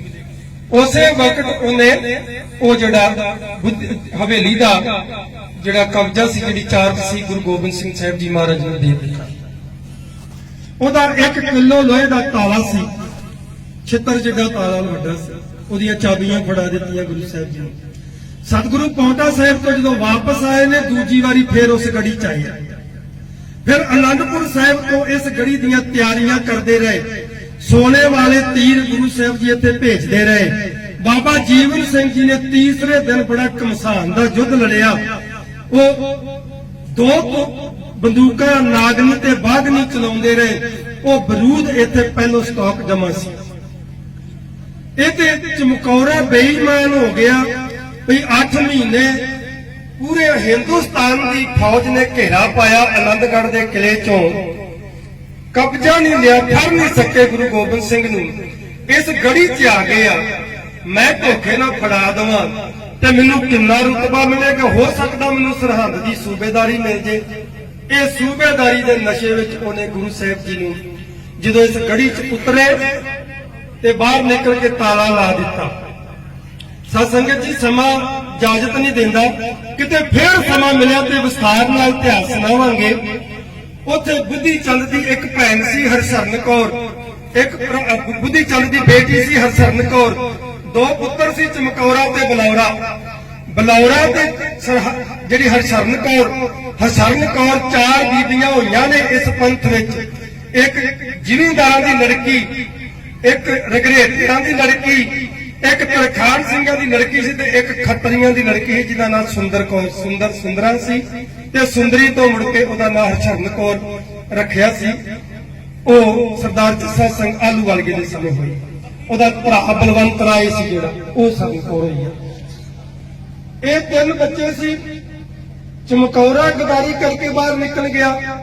ਬੀਬੀ ਸਰਨ ਕੌਰ ਤੇ ਭਾਈ ਬਲੌਰਾ ਗੁਰੂ ਸਾਹਿਬ ਜੀ ਦੇ ਕੋਲ ਬੈਠੇ ਨੇ। ਇਹਨਾਂ ਦੋਨਾਂ ਨੂੰ ਸਤਿਗੁਰੂ ਛੱਤ ਤੇ ਲੈ ਗਏ ਤੇ ਇੱਕ ਗੁਰਮਤਾ ਹੋਇਆ, ਮੀਟਿੰਗ ਹੋਈ ਹੈ। ਉਹ ਮੀਟਿੰਗ ਕਰਕੇ ਬੀਬੀ ਹਰਸ਼ਰਨ ਕੌਰ ਤੇ ਭਾਈ ਬਲੌਰੇ ਨੂੰ ਗੜੀ ਦੇ ਵਿੱਚੋਂ ਸਤਿਗੁਰਾਂ ਨੇ ਹੁਕਮ ਕੀਤਾ ਕਿ ਤੁਸੀਂ ਬਾਹਰ ਨਿਕਲ ਜਾਓ, ਬਾਹਰ ਨਿਕਲ ਜਾਓ। ਉੱਥੇ ਮੀਟਿੰਗ ਕੀ ਹੋਈ ਸੀ? ਬੀਬੀ ਹਰਸ਼ਰਨ ਕੌਰ ਦੇ ਨਾਲ ਕੈਸਾ ਬਚਿੱਤਰ ਇਤਿਹਾਸ ਹੈ ਪੰਥ ਖਾਲਸੇ ਦਾ। ਬੀਬੀ ਹਰਸ਼ਰਨ ਕੌਰ ਦੇ ਨਾਲ ਜਦੋਂ ਸਤਿਗੁਰਾਂ ਦੀ ਮੀਟਿੰਗ ਹੋਈ, ਉਹ ਕਹਿਣ ਲੱਗੀ ਸਤਿਗੁਰੂ ਮੈਂ ਵੀ ਸ਼ਹੀਦੀ ਪਾਵਾਂਗੀ, ਮੈਂ ਵੀ ਲੜਾਂਗੀ। ਸਾਹਿਬ ਕਹਿਣ ਲੱਗੇ ਤੇਰੇ ਵਾਸਤੇ ਕੁਝ ਹੋਰ ਸੇਵਾ ਰੱਖੀ ਹੈ, ਤੂੰ ਉਹ ਸੇਵਾ ਕਰਨੀ, ਸ਼ਹੀਦੀ ਤੂੰ ਪਾਏਂਗੀ। ਕਿਹੜੀ ਸੇਵਾ ਸਤਿਗੁਰੂ ਮੇਰੇ ਵਾਸਤੇ ਰੱਖੀ ਹੈ? ਉਹ ਜਿਹੜੇ ਗੜੀ ਦੇ ਵਿੱਚ 40 ਸਿੰਘ ਸੀ ਨਾ, ਜਿਹਦੇ ਵਿੱਚ 2 ਸਾਹਿਬਜ਼ਾਦੇ ਵੀ ਆ। ਕਈ ਇਤਿਹਾਸਕਾਰ ਜਿਹੜੇ ਨੇ ਨਾ, ਉਹਨਾਂ ਸਾਹਿਬਜ਼ਾਦਿਆਂ ਨੂੰ 40 ਤੋਂ ਵੱਖਰਾ ਕਰ ਦਿੰਦੇ ਆ। ਗੁਰੂ ਗੋਬਿੰਦ ਸਿੰਘ ਨੇ ਕਦੀ ਇਸ ਤਰ੍ਹਾਂ ਵਖੇਵਾ ਨਹੀਂ ਰੱਖਿਆ ਸਿੱਖੀ ਦੇ ਵਿੱਚ ਕਿ ਪੁੱਤਰ ਵੱਖਰੇ ਸੀ ਤੇ ਸਿੱਖ ਵੱਖਰੇ ਸੀ। ਹੁਣ ਜੇ ਏਦਾਂ ਵੱਖਰੇ ਰੱਖਣੇ ਹੁੰਦੇ ਤਾਂ ਉਹਨਾਂ ਤੇ ਖਫਾ ਨਾ ਪਾਉਂਦੇ ਤਾਂ 2 ਸਿੰਘ ਨੇ ਕਿਹਾ ਸੀ। ਉਹ 40 ਸਿੱਖ ਜਿਹੜੇ ਸੀ ਸਾਹਿਬਜ਼ਾਦਿਆਂ ਦੇ ਸਮੇਤ ਸੀ। ਉਹ ਜਿੰਦਾ ਹੈ, ਜੇ ਸ਼ਹੀਦ ਨਹੀਂ ਹੋਏ। ਤੇ ਸਤਿਗੁਰੂ ਗੁਰੂ ਕਲਗੀਧਰ ਪਾਤਸ਼ਾਹ ਬੀਬੀ ਹਰਸ਼ਰਨ ਕੌਰ ਨੂੰ ਸੰਬੋਧਨ ਕਰਕੇ ਨਾ, ਉਹ ਜਿੰਦਾ 40 ਸਿੱਖਾਂ ਵੱਲ ਹੱਥ ਕਰਕੇ ਕਹਿਣ ਲੱਗੇ ਇਹਨਾਂ ਦਾ ਸੰਸਕਾਰ ਕਰਨਾ ਹੈ ਜਿਉਂਦਿਆਂ ਦਾ। ਇਹ ਲੜਨਗੇ, ਸ਼ਹੀਦ ਹੋਣਗੇ, ਤੂੰ ਇਹਨਾਂ ਦੀਆਂ ਲਾਸ਼ਾਂ ਸੰਭਾਲਣੀਆਂ, ਤੂੰ ਜਾ ਪ੍ਰਬੰਧ ਕਰ ਉਹਨਾਂ ਦੀ ਲੱਕੜਾਂ ਦਾ ਬਾਲਣ ਦਾ। ਹੁਣ 40 ਸਿੰਘਾਂ ਵਾਸਤੇ 1-2 ਲੱਕੜਾਂ ਨਹੀਂ ਚਾਹੀਦੀਆਂ ਸੀ, ਕਮ ਸੇ ਕਮ 2 ਗੱਡੇ ਲੱਕੜਾਂ ਚਾਹੀਦੀਆਂ ਸੀ। ਉਹਨੂੰ ਕੱਢ ਦਿੱਤਾ। ਭਾਈ ਬਲੌਰਾ ਤੇ ਬੀਬੀ ਹਰਸ਼ਰਨ ਕੌਰ ਦੋਵਾਂ ਨੇ ਲੱਕੜਾਂ ਦਾ ਪ੍ਰਬੰਧ ਕੀਤਾ। ਤੇ ਜਦੋਂ ਸਿੰਘ ਸ਼ਹੀਦ ਹੋ ਗਏ ਨੇ, ਇੱਕ ਹਦਾਇਤ ਕੀਤੀ ਸੀ ਉਸ ਬੀਬੀ ਨੂੰ, ਬੀਬੀ ਹਰਸ਼ਰਨ ਕੌਰ ਨੂੰ, ਕਹਿਣ ਲੱਗੇ ਬੀਬਾ 39 ਸਿੱਖ ਜਿਹੜੇ ਨੇ ਉਹਨਾਂ ਦਾ ਸੰਸਕਾਰ ਇੱਕ ਜਗ੍ਹਾ ਕਰਨਾ ਹੈ, ਤੇ ਇੱਕ ਆ ਜਿਹੜਾ ਗੁਰੂ ਦਾ ਬੇਟਾ ਹੈ ਸੰਤ ਭਾਈ ਬਾਬਾ ਜੀਵਨ ਸਿੰਘ ਜੀ, ਇਹਨਾਂ ਦਾ ਸੰਸਕਾਰ ਵੱਖਰਾ ਕਰਨਾ। ਹੁਣ ਕਈ ਸਾਡੇ ਰਗੜੇਟਿਆਂ ਨੂੰ ਵੀ ਨਹੀਂ ਪਤਾ ਇਸ ਗੱਲ ਦਾ, ਉਹ ਵੀ ਬਹੁਤ ਕੁਝ ਬਿਨਾਂ ਗਿਆਨ ਤੋਂ ਹੀ ਬੋਲ ਜਾਂਦੇ, ਜਿਹੜਾ ਵਿਵਾਦਾਂ ਦਾ ਵਿਸ਼ਾ ਬਣ ਜਾਂਦਾ। ਕਿਉਂ ਕਿਹਾ ਸੀ? ਕੋਈ ਵਖੇਵਾ ਪਾ ਕੇ ਨਹੀਂ ਸੀ ਕਿਹਾ ਕਿ ਉਹ 40 ਸਿੱਖਾਂ ਦੇ ਵਿੱਚੋਂ ਕੋਈ ਵੱਖਰਾ ਸੀ। ਉਹਦੇ ਉੱਤੇ ਗੁਰੂ ਦੀ ਦਸਤਾਰ ਸੀ, ਗੁਰੂ ਦੀ ਕਲਗੀ ਸੀ। ਉਹਨਾਂ ਨੇ ਕਿਹਾ ਸੀ ਵੀ ਇਹਦੇ ਉੱਤੇ ਗੁਰੂ ਦੀ ਦਸਤਾਰ ਹੋਏਗੀ ਤੇ ਗੁਰੂ ਦੀ ਕਲਗੀ ਤੋੜਾ ਹੋਏਗਾ, ਇਸ ਲਈ ਇਹਦਾ ਸੰਸਕਾਰ ਅਲੱਗ ਕਰਨਾ ਹੈ। ਇਸ ਤਰ੍ਹਾਂ ਹਦਾਇਤ ਕਰਕੇ ਸਤਿਗੁਰੂ ਸੱਚੇ ਪਾਤਸ਼ਾਹ ਜੀ ਨੇ ਦੋਨਾਂ ਭੈਣ ਭਰਾਵਾਂ ਨੂੰ ਗੜੀ ਚੋਂ ਬਾਹਰ ਕੱਢ ਦਿੱਤਾ ਸੀ। ਬਾਲਣ ਦਾ ਲੱਕੜਾਂ ਦਾ ਇੰਤਜ਼ਾਮ ਕੀਤਾ। ਸਿੰਘ ਸ਼ਹੀਦ ਹੋ ਗਏ। ਉਸ ਬੀਬੀ ਨੇ ਇੱਕ ਚੁਣ ਕੇ, ਆ ਮੇਰੀਆਂ ਭੈਣਾਂ ਵੀ ਬੈਠੀਆਂ, ਗੁਰਸਿੱਖ ਵੀ ਬੈਠੇ ਨੇ, ਇਸ ਕਥਾ ਨੂੰ ਆਪਣੇ ਤੇ ਝੁਕਾਓ ਵੀ ਮੈਂ ਸੰਸਕਾਰ ਕਰਨਾ ਹੁੰਦਾ ਤੇ ਕਿੰਨਾ ਔਖਾ ਕੰਮ ਸੀ। ਲੱਕੜਾਂ ਲੈ ਕੇ ਆਉਣੀਆਂ, ਲਾਸ਼ਾਂ ਪਹਿਲਾਂ ਲੱਭਣੀਆਂ, ਮਿਸਾਲ ਲੈ ਕੇ ਸਿੱਖਾਂ ਦੀਆਂ, ਫਿਰ ਉਹਨਾਂ ਨੂੰ ਜਿਗਰ ਚਿਣ ਕੇ ਤੇ ਉੱਤੇ ਰੱਖਣਾ। ਤੇ ਉੱਥੇ ਘੇਰਾ ਪਿਆ ਹੈ, ਘੇਰੇ ਦੇ ਵਿੱਚ ਐਡੀ ਦਲੇਰੀ ਕਰਨੀ ਇਹ ਕੋਈ ਸੌਖਾ ਕੰਮ ਨਹੀਂ ਸੀ। ਉਸ ਭੈਣ ਨੇ ਇੰਨਾ ਸਾਰਾ ਕੁਝ ਕੰਮ ਕੀਤਾ। ਇੱਕ ਭਾਈ ਜੈਤੇ ਦਾ ਕੱਲਾ ਧੜ ਸੀ, ਸੀਸ ਨਹੀਂ ਉੱਥੇ, ਕਿਉਂਕਿ ਸੀਸ ਦਿੱਲੀ ਨੂੰ ਭੇਜ ਦਿੱਤਾ ਸੀ ਵਜੀਦ ਖਾਨ ਨੇ। ਧੜ ਪਿਆ ਹੈ, ਉਹਦਾ ਵੱਖਰਾ ਸੰਸਕਾਰ ਕੀਤਾ ਤੇ ਦੂਜਿਆਂ ਨੂੰ ਲਾਂਬੂ ਲਾਤਾ। ਐਨੇ ਨੂੰ ਜਦੋਂ ਲਾਂਬੂ ਲੱਗਾ ਵੇਖਿਆ ਤੇ ਜਿਹੜੇ ਪਹਿਰੇਦਾਰ ਉੱਥੇ ਸਿਪਾਹੀ ਸੀ, ਉਹਨਾਂ ਵੇਖਿਆ ਵੀ ਇਹ ਕੌਣ ਆ। ਝੱਟ ਸਮਝ ਗਏ ਵੀ ਇਹ ਕੋਈ ਸਿੱਖ ਲੜਕੀ ਆ, ਸ਼ਹੀਦਾਂ ਦਾ ਸੰਸਕਾਰ ਕਰਨ ਆਈ। ਤੇ ਉਹਨਾਂ ਦੇ ਮਨ ਵਿੱਚ ਬਦਨੀਤੀ ਕਿ ਫੜੋ, ਨਾਲੇ ਤੇ ਆਪਾਂ ਰਾਤ ਠੰਡੀ ਆ, ਮਜ਼ੇ ਕਰਾਂਗੇ, ਬਲਾਤਕਾਰ ਕਰਾਂਗੇ ਤੇ ਦਿਨੇ ਇਹਨੂੰ ਗ੍ਰਿਫਤਾਰ ਕਰਕੇ ਵਜੀਦੇ ਦੇ ਪੇਸ਼ ਕਰਾਂਗੇ। ਤੇ ਉਹ ਬੀਬੀ ਜਾਣਦੀ ਸੀ ਸਾਰਾ ਕੁਝ। ਉਹਨੇ ਵੇਖਿਆ ਧਾੜ ਮੇਰੇ ਵੱਲ ਤੁਰੀ ਆਉਂਦੀ ਆ ਤੇ ਖੈਰ ਨਹੀਂ ਹੈ।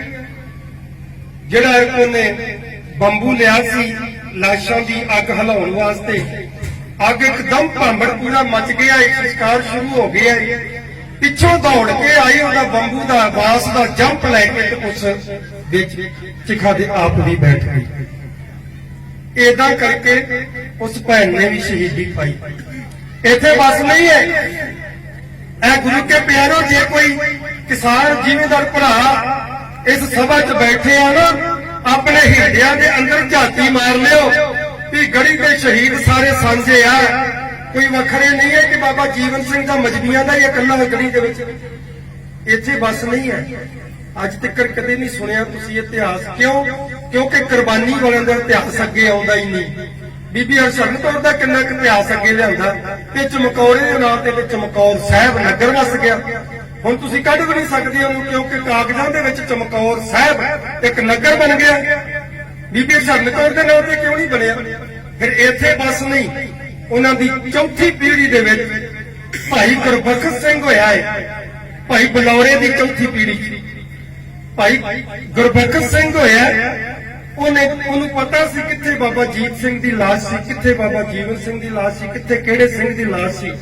ਉਹਨੇ ਉੱਥੇ ਦਿਓਹਰੇ ਬਣਾਏ, ਗੁਰਦੁਆਰੇ ਬਣਾਏ, ਥੜੇ ਬਣਾਏ, ਧਰਮਸ਼ਾਲਾ ਬਣਾਈਆਂ ਤੇ ਸਾਰੀ ਪ੍ਰਾਪਰਟੀ ਉਹਨੇ ਗੁਰਦੁਆਰਿਆਂ ਦੇ ਨਾਂ ਲਾਤੀ। ਤੇ ਜਦੋਂ ਗੁਰਦੁਆਰਿਆਂ ਦੇ ਨਾਂ ਲਾ ਕੇ ਤੇ ਪੰਥ ਨੂੰ ਸੌਂਪੀ ਨਾ, ਪੂਰਾ ਪੰਥ ਖਾਲਸਾ ਉੱਥੇ ਚਮਕੌਰ ਵਿੱਚ ਪਹੁੰਚਿਆ ਤੇ ਜਦੋਂ ਜਸ਼ਨ ਮਨਾਏ ਜਾ ਰਹੇ ਨੇ, ਸਭ ਕੁਝ ਭੇਟ ਕੀਤਾ ਗੁਰਬਖਸ਼ ਸਿੰਘ ਨੇ। ਤੇ ਹੁਣ ਭਾਈ ਗੁਰਬਖਸ਼ ਸਿੰਘ ਜੀ ਸਾਰੀ ਸੰਗਤ ਦੇ ਕੋਲੋਂ ਇੱਕ ਬੇਨਤੀ ਕਰਕੇ ਪੁੱਛਦਾ ਸਵਾਲ ਕਹਿਣ ਲੱਗਾ, ਸਾਧ ਸੰਗਤ ਜੀ, ਸਤਿਗੁਰੂ ਗੁਰੂ ਕਲਗੀਧਰ ਪਾਤਸ਼ਾਹ ਨੇ ਗੁਰਬਖਸ਼ ਸਿੰਘ ਦੇ ਕੋਲੋਂ ਸੇਵਾ ਲਈ ਹੈ, ਇਸ ਸੇਵਾ ਤੇ ਸੰਗਤ ਪ੍ਰਸੰਨ ਹੈ। ਸਾਰੀ ਸੰਗਤ ਕਹਿਣ ਲੱਗੀ ਵੀ ਬਹੁਤ ਖੁਸ਼ੀ ਹੈ, ਬਹੁਤ ਖੁਸ਼ ਹੈ ਸੰਗਤ, ਬਹੁਤ ਚੜ੍ਹਦੀ ਕਲਾ ਹੋਵੇਗੀ ਤੁਹਾਡੀ। ਕਹਿਣ ਲੱਗਾ ਫਿਰ ਮੈਂ ਇੱਕ ਭੀਖ ਮੰਗਦਾ ਸੰਗਤ ਦੇ ਕੋਲੋਂ, ਮੇਰੀ ਇੱਕ ਅਰਦਾਸ ਕਰ ਦਿਓ ਅੱਜ। ਕਹਿਣ ਲੱਗੇ ਜੀ ਕੀ ਅਰਦਾਸ ਕਰਨੀ ਦੱਸੋ। ਜਿਹੜੇ ਤਖਤਾਂ ਦੇ ਜਥੇਦਾਰ ਸੀ, ਮਿਸਲਾਂ ਦੇ ਜਥੇਦਾਰ ਸੀ, ਉਹ ਵੀ ਪਹੁੰਚੇ ਵੀ ਦੱਸੋ ਕੀ ਅਰਦਾਸ ਕਰਨੀ ਹੈ। ਕਹਿਣ ਲੱਗਾ ਜੀ ਅਰਦਾਸ ਕਰਦੇ ਹੋ ਕਿ ਗੁਰਬਖਸ਼ ਸਿੰਘ ਦਾ ਇਸ ਦੁਨੀਆ ਦੇ ਉੱਤੇ ਕੋਈ ਵੀ ਧੀ ਪੁੱਤਰ ਜਿਉਂਦਾ ਨਾ ਰਹੇ, ਉਹਦਾ ਵੰਸ਼ ਨਾਸ਼ ਹੋ ਜੇ। ਸਾਰੇ ਪੰਥ ਖਾਲਸੇ ਦਾ ਹਲਚਲ ਮਚ ਗਈ, ਇਹ ਕਿੱਦਾਂ ਦੀ ਅਰਦਾਸ ਹੈ ਬਈ ਕਿ ਵੰਸ਼ ਨਾਸ਼ ਹੋ ਜੇ। ਕਹਿਣ ਲੱਗੇ ਏਦਾਂ ਦੀ ਕਿਉਂ, ਵੰਸ਼ ਵਧਣ ਫੁੱਲਣ ਦੀ ਅਰਦਾਸ ਕਰ। ਕਹਿਣ ਲੱਗਾ ਨਹੀਂ ਕਰਨੀ। ਕਹਿੰਦੇ ਕਿਉਂ? ਕਹਿੰਦਾ ਮੇਰਾ ਵਡੇਰਾ ਜਿਹੜਾ ਬੁੱਧੀ ਚੰਦ, ਉਹਨੇ ਕਿੰਨੀ ਵਡਿਆਈ ਲਈ ਗੁਰੂ ਕਲਗੀਧਰ ਪਾਤਸ਼ਾਹ ਦੀ, ਤੇ ਉਸੇ ਦੇ ਵੰਸ਼ ਵਿੱਚ ਚਮਕੌਰੇ ਨੇ ਕਿੰਨੀਆਂ ਲਾਹਨਤਾਂ ਪਵਾ ਦਿੱਤੀਆਂ।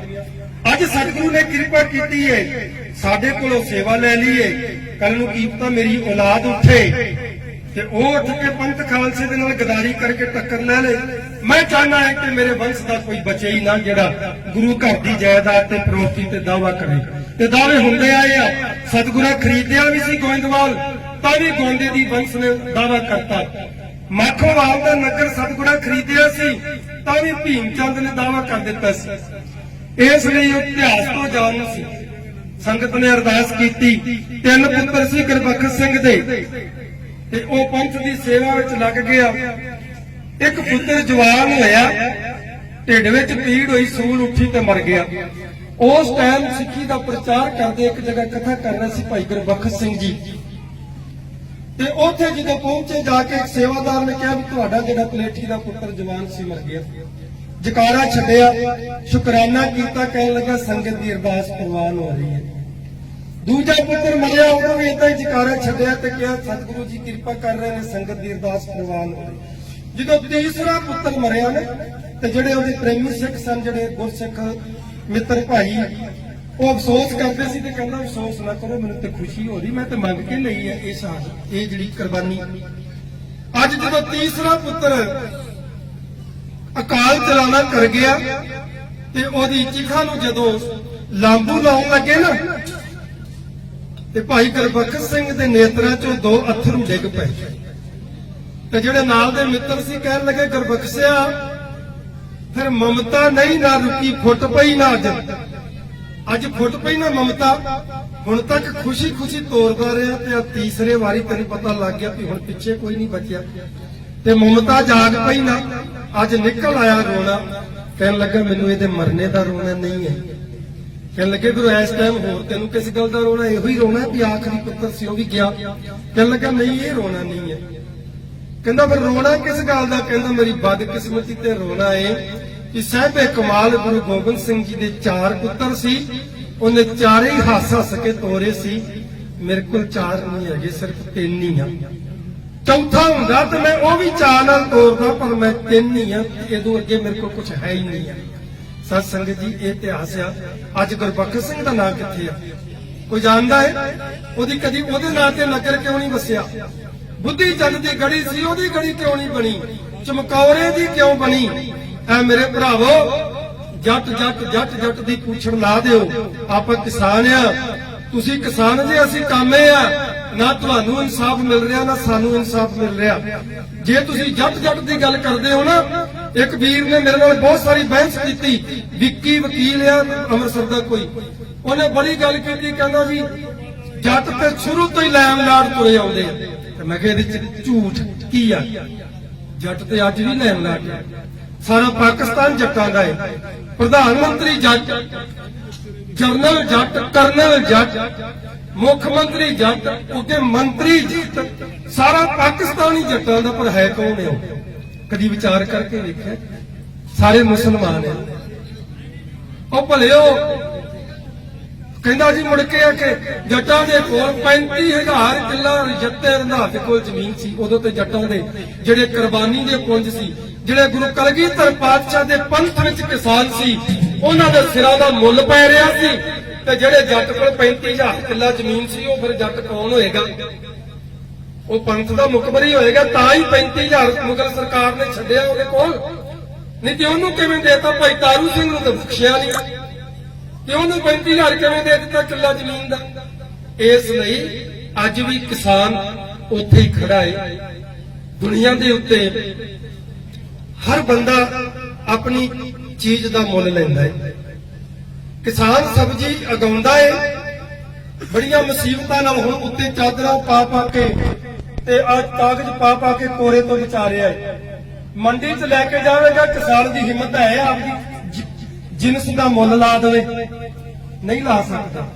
ਜੋ ਮੁੱਲ ਮਿਲੇਗਾ ਉਹਨੂੰ ਹੀ ਸੱਤ ਕਰਕੇ ਉਹਨੂੰ ਝੋਲੀ 'ਚ ਪਾਉਣਾ ਪਏਗਾ। ਪਰ ਉਹੀ ਸਬਜ਼ੀ ਜਦੋਂ ਉੱਥੇ ਬਾਣੀਆਂ ਖਰੀਦ ਲੈਂਦਾ, ਉਹ ਮੁੱਲ ਲਾਉਂਦਾ। ਜੱਟ ਨੇ ਬੀਜ ਖਰੀਦਣਾ ਹੋਵੇ, ਜਿਹੜਾ ਕਿਸਾਨ ਆ ਬੀਜ ਖਰੀਦਣਾ ਹੋਵੇ ਤਾਂ ਵੀ ਮੁੱਲ ਬਾਣੀਏ ਦਾ, ਤੇ ਉਸ ਬੀਜ ਨੂੰ ਬੜੀਆਂ ਮੁਸ਼ਕਲਾਂ ਨਾਲ ਪਾਲ ਕੇ ਜਦੋਂ ਜਿੰਸ ਪੈਦਾ ਕੀਤੀ ਤਾਂ ਵੀ ਮੁੱਲ ਬਾਣੀਏ ਦਾ। ਤੇ ਕਿਸ ਚੀਜ਼ ਦੀ ਪੁੱਛੜੇ ਸਾਡੇ? ਅੱਜ ਵੀ ਇਹਦੇ ਕੋਲ ਕੁਝ ਨਹੀਂ ਹੈਗਾ। ਇਹ ਗੁਰਮੁਖ ਪਿਆਰਿਓ, ਇਹ ਸਾਨੂੰ ਪਾੜ ਦਿੱਤਾ ਕਿ ਆਪਸ ਵਿੱਚ ਇਹ ਲੜਨ, ਆਪਸ ਵਿੱਚ ਲੜਦੇ ਹੋਏ ਇਹ ਆਪਸ ਵਿੱਚ ਹੀ ਸ਼ਕਤੀ ਨੂੰ ਨਸ਼ਟ ਕਰਦੇ ਜਾਣ। ਸਾਨੂੰ ਕੁਝ ਕਰਨਾ ਹੀ ਨਾ ਪਵੇ। ਇੱਕ ਗੱਲ ਯਾਦ ਰੱਖਿਓ, ਜਦੋਂ ਪੰਜਾਬ ਤੇ ਬਾਹਰੋਂ ਹਮਲਾ ਹੁੰਦਾ ਨਾ, ਉਦੋਂ ਕਾਮਾ ਕਿਸਾਨ ਸਭ ਮਿਲ ਕੇ ਲੜਦੇ ਆ, ਤੇ ਜਦੋਂ ਕੋਈ ਬਾਹਰੋਂ ਹਮਲਾ ਨਹੀਂ ਨਾ ਹੁੰਦਾ, ਉਦੋਂ ਆਪਸ ਵਿੱਚ ਹੀ ਲੜਦੇ ਆ। ਇਸ ਕਰਕੇ ਉਹ ਬਾਹਰੋਂ ਹਮਲਾ ਕਰਦੇ ਹੀ ਨਹੀਂ ਪਏ, ਕਹਿੰਦੇ ਇਹਨਾਂ ਨੂੰ ਲੜਾਈ ਜਾਓ। ਮਾਰਨ ਵਾਲਾ ਵੀ ਸਿੱਖ, ਮਰਨ ਵਾਲਾ ਵੀ ਸਿੱਖ, ਭਾਵੇਂ ਪੁਲਿਸ ਵਿੱਚ ਹੋਵੇ ਤੇ ਭਾਵੇਂ ਕਿਸੇ ਮਹਿਕਮੇ 'ਚ ਹੋਵੇ। ਸਾਧ ਸੰਗਤ ਜੀ, ਆਪਣੇ ਬੱਚਿਆਂ ਨੂੰ ਪੜ੍ਹਾਓ, ਉੱਚ ਕੋਟੀ ਦੀ ਵਿੱਦਿਆ ਦਿਓ ਤੇ ਵੱਡੇ ਵੱਡੇ ਅਫਸਰ ਬਣਾਓ, ਜਿਹੜੇ ਪੰਜਾਬ ਦੇ ਹੱਕਾਂ ਦੀ ਰਾਖੀ ਕਰ ਸਕਣ। ਜੇ ਖੁਸ਼ਹਾਲ ਹੋਣਾ ਹੈ, ਕਾਮੇ ਨੂੰ ਵੀ ਕਿਸਾਨ ਦੇ ਨਾਲ ਜੁੜ ਕੇ ਰਹਿਣਾ ਪਏਗਾ ਤੇ ਕਿਸਾਨ ਨੂੰ ਵੀ ਕਾਮੇ ਨਾਲ ਜੁੜ ਕੇ ਚੱਲਣਾ ਪਏਗਾ। ਜਦੋਂ ਜੁੜ ਕੇ ਇਹ ਪੰਜਾਬ ਦੇ ਹੱਕਾਂ ਦੀ ਰਾਖੀ ਕਰਨਗੇ, ਫਿਰ ਖੁਸ਼ਹਾਲ ਹੋ ਸਕਦਾ ਹੈ। ਇਸ ਲਈ ਗੁਰਮੁਖ ਪਿਆਰਿਓ, ਅੱਜ ਨਾ ਤੇ ਕਿਸਾਨ ਨੂੰ ਕੁਝ ਮਿਲਦਾ ਪਿਆ, ਨਾ ਕਾਮੇ ਨੂੰ ਕੁਝ ਮਿਲਦਾ ਪਿਆ। ਤੇ ਜਿਨ੍ਹਾਂ ਦੀ ਅਸੀਂ ਗੱਲ ਕਰਦੇ ਹਾਂ ਨਾ ਵੀ ਬੜੇ ਅਮੀਰ ਉਹ ਤੇ ਪੰਥ ਵੇਚ ਕੇ ਖਾ ਰਹੇ ਨੇ, ਤਾਂ ਹੀ ਅਮੀਰ ਨੇ। ਅੱਜ ਵੀ ਅਮੀਰ ਹੈਗੇ ਨੇ, ਅੱਜ ਕਿਹੜਾ ਨਹੀਂ ਹੈਗੇ। ਪਰ ਜਿਹੜਾ ਸੰਘਰਸ਼ ਕਰਦਾ ਪਿਆ ਕਿਸਾਨ ਆਪਣੇ ਹੱਕਾਂ ਵਾਸਤੇ, ਉਹਦੇ ਤੇ ਘਰ ਵਿੱਚ ਅੱਜ ਵੀ ਮੈਂ ਵਿਖਾ ਦਿਆਂਗਾ, ਕਈ ਕਿਸਾਨਾਂ ਦੇ ਘਰਾਂ ਦੇ ਵਿੱਚ ਘਾਹ ਉੱਗਿਆ। ਘਰਾਂ 'ਚ ਛੱਡੋ, ਤੁਸੀਂ ਜਿਹੜੇ ਤਾਲੇ ਲੱਗੇ ਹੋ ਨਾ, ਉਹਨਾਂ ਤਾਲਿਆਂ ਦੇ ਵਿੱਚ ਘਾਹ ਉੱਗਿਆ ਪਿਆ, ਤਾਲਿਆਂ 'ਚ। ਇਹ ਗੁਰਮੁਖ ਪਿਆਰਿਓ, ਇਹ ਡੈਮੋਕ੍ਰੇਸੀ ਰਾਜ ਆ ਭਾਰਤ ਦਾ। ਇਹਦੇ ਵਿੱਚ ਤੁਸੀਂ ਆਪਣੇ ਹੱਕ ਲੈਣੇ ਆ ਤੇ ਕਾਨੂੰਨੀ ਲੜਾਈ ਲੜਨੀ ਪਵੇਗੀ।